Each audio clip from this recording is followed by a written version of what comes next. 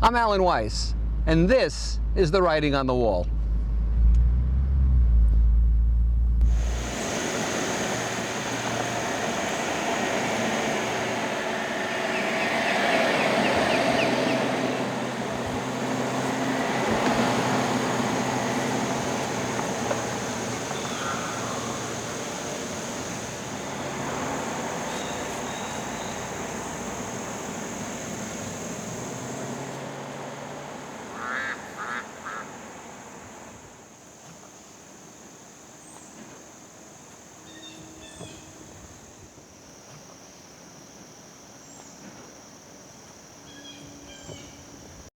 Welcome back to The Uncomfortable Truth. This episode is called The Unconventional, and by that I mean sometimes you have to resort to unconventional means to get things done. For example, Capital One sent me a new credit card that they advertise as just right for me, a sapphire, emerald, gold, something diamond credit card. And so it says you can get this activated online. Okay, that sounded great. So I went online and I got into a circular problem. This isn't your passcode. Get a new passcode. I got a new passcode. That isn't your passcode. So then they had a number to call, and I called the number, and you're not going to believe this, but the number referred me to the website. I said, how can I resolve this without spending 2 days on it? So I have a credit card machine because people pay me with credit cards. And it has a swipe mechanism, even though I usually input numbers. So I took this new Capital One card, and I swiped it, charging myself $5.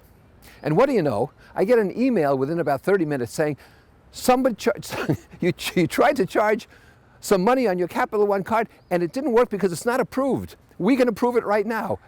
It was approved within 90 seconds. Unconventional, but that forced them to do something. Never argue, folks, with people who can't help you. Either they don't have the power to help you or they don't have the willingness to help you. We get off an Alaskan cruise in Vancouver at 7:30 in the morning, and I had instructed that we would need a room early. Now, by early, okay, if we had to wait till 10 o'clock or something, fine. But I wasn't spending, 8 hours in the hotel lobby for a 4 o'clock check-in. I get to the desk, and a really snide clerk says to me, our computer systems are down, he says, smiling, and we can't seat people. We can't give people rooms. We can't do anything. I can't guarantee when you'll get in your room, but it might not be till tonight. I said, do you expect me to stay in this hotel lobby all that time? He said, oh, absolutely not. He said, well, take your bags, you can go explore Vancouver. I said, I'll tell you what I'd like to explore. I'd like to explore who your hotel manager is. He said, well, why? I said, I want him, and I want him here now. I said, don't argue with me, otherwise I'll find him another way, and I'll tell him you wouldn't get him. And so in about 15 minutes, hotel manager comes out, a very nice man. And I said to him, look, I do a lot of business with your hotel. We just came in from this trip. It's 7:30 in the morning. Now it's about 8 o'clock, actually. And I said, we need a room. I understand you're having computer problems, but surely there are people who checked out this morning very, very early, and the rooms are done. And he said, let me look into it. He said, in the meanwhile, have something on me. He brought us some beverages, and he brought us some snacks. 60 minutes later, I was in our suite. I thanked him profusely. He said, that's why I'm here. Don't argue with people who don't want to help you. Find people who can help you and want to help you. It's that simple. I'm like the existential Archimedes. Archimedes supposedly invented the lever. And he said, give me a lever strong enough and I can move the world. So I use hotel concierges. I use the Amex connections I have because of all the business I do with Amex.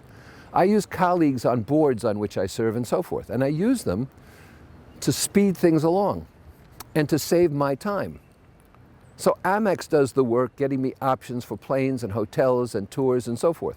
Concierges get me tickets to places I otherwise couldn't get into, or it would take me forever waiting online or waiting on the phone. You have to leverage what you do. These contacts are there. They're legal, they're ethical. Why not use them? There are private lounges that you can invest in, you can join, that are worth the trip because they speed you through immigration. American Express has a service where people will meet you and they take you through immigration and they just sweep you through. You enter doors that say not authorized, don't come in here, death awaits, and you go right through. And at one point, even I was embarrassed when you went to the head of an immigration line, but not so embarrassed that I denied it. There are car concierges. We bought a pickup truck. I don't know nothing about pickup trucks. And instead of visiting all these dealerships, A friend of mine in the business got me a car concierge. He was $520. He listened to our choices. He narrowed down where to go. He took us to 2 dealerships. He set up the test drives, and we had chosen a car within an hour. Well worth the $520. When people deliver appliances, ask them to remove the old ones. They'll do that. We tip them well. Pet groomers will now come to your house. They come in vans. They have their own water, their own facilities, and they'll also cut nails and clean ears and clean teeth and things like this. Lawn services put down tick spray in addition to what they do. These are people looking to increase their services, increase their value, make more money, and they're well worth it. So, what are your levers?